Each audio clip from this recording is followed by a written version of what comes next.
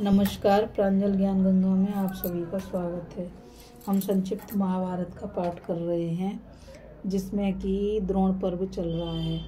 कल हमने कथा में अर्जुन का स्वप्न, श्री कृष्ण का युधिष्ठिर को आश्वासन तथा सबका युद्ध के लिए प्रस्थान की कथा को पढ़ा था।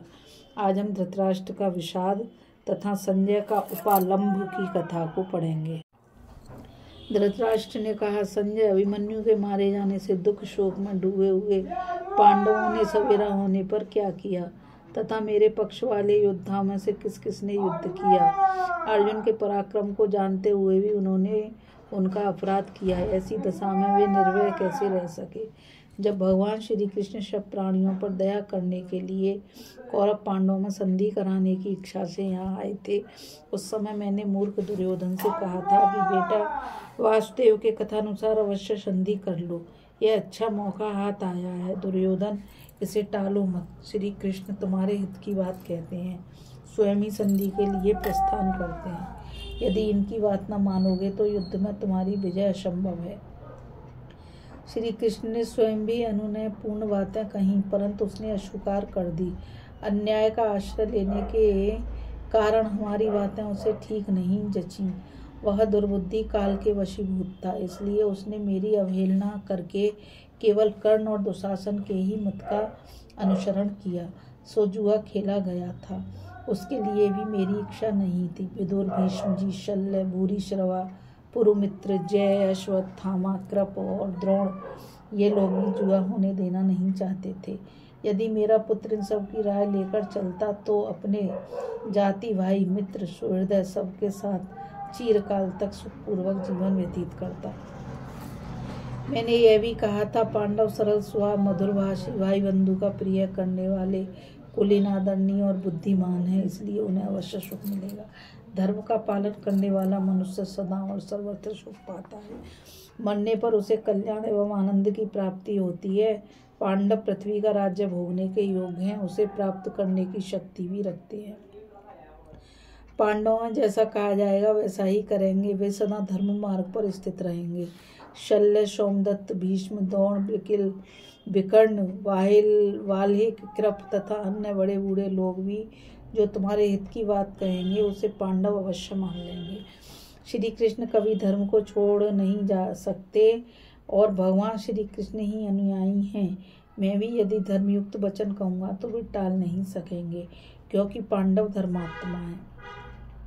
संजय, इस प्रकार पुत्र के सामने गिड़गिड़ाकर मैंने बहुत कुछ कहा, किंतु उस मूर्ख ने मेरी एक न सुनी। जिस पक्ष में श्री कृष्ण जैसे सारथी और अर्जुन सरीखे योद्धा हैं, उसकी पराजय हो ही नहीं सकती। पर क्या करूं, दुर्योधन मेरे रोने बिलखने की ओर बिल्कुल ध्यान नहीं देता।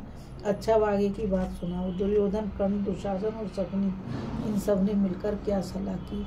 मूर्ख दुर्योधन के अन्याय के संग्राम में एकत्रित हुए मेरे सभी पुत्रों ने कौन सा कार्य किया। लोभी, मंदबुद्धि, क्रोधी, राज्य हड़पने की इच्छा वाले और रागांध दुर्योधन ने अनन्याय अथवा न्याय जो कुछ भी किया हो सब बताओ। संजय ने कहा, महाराज, मैंने सब कुछ प्रत्यक्ष देखा है।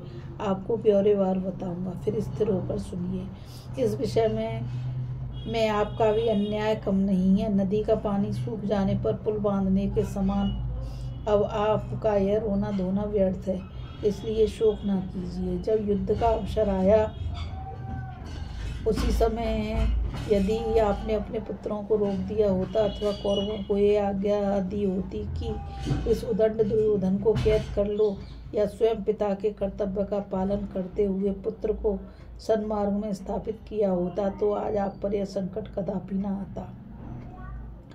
आप इस जगत में बड़े बुद्धिमान समझे जाते हैं, तो भी सनातन धर्म को तिलांजलि देकर आपने दुर्योधन, कर्ण और शकुनी की हाँ में हाँ मिला दी।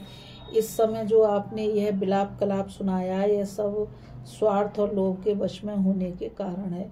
विष मिलाए हुए शहद की भांति यह ऊपर से मीठा होने पर भी इसके भीतर घातक कटुता है। भगवान श्री कृष्ण ने जब से जान लिया कि आप राजधर्म से भ्रष्ट हो गए हैं, तब से वे आपके प्रति आदर बुद्धि नहीं रखते। आपके पुत्रों ने पांडवों को गालियां सुनाई और आपने उन्हें रोका नहीं। पुत्रों को राज्य दिलाने का लोभ आपको ही सबसे अधिक था उसी का तो अब फल मिल रहा है। पहले आपने उनके बाप दादों का राज्य छीन लिया, अब पांडव स्वयं संपूर्ण पृथ्वी जीत लेते हैं तो आप उसका उपभोग कीजिएगा। इस समय जब युद्ध के सिर पर गरज रहा है तो आप पुत्रों के अनेकों दोष बताकर उनकी निंदा कर बैठे हैं। अब ये बातें शोभा नहीं देती। खैर जाने दीजिए इन बातों को। पांडवों के साथ कौरवों का जो घमासान युद्ध हुआ उसका ठीक ठीक वृतांत सुनिए। अभी हम कथा में धृतराष्ट्र का विषाद तथा संजय का उपालंभ की कथा को पढ़ रहे थे। अब हम कथा में द्रोणाचार्य का शकट व्यू और कई वीरों का संहार करते हुए अर्जुन का उसमें प्रवेश की कथा को पढ़ेंगे। इस कथा में बस इतना ही। मुझ गीता रावत को आज्ञा दीजिए।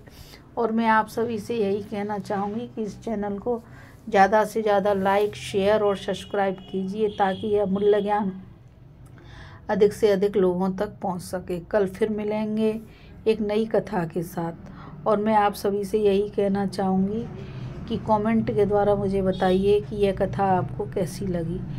राधे राधे, जय श्री कृष्णा, नमस्कार।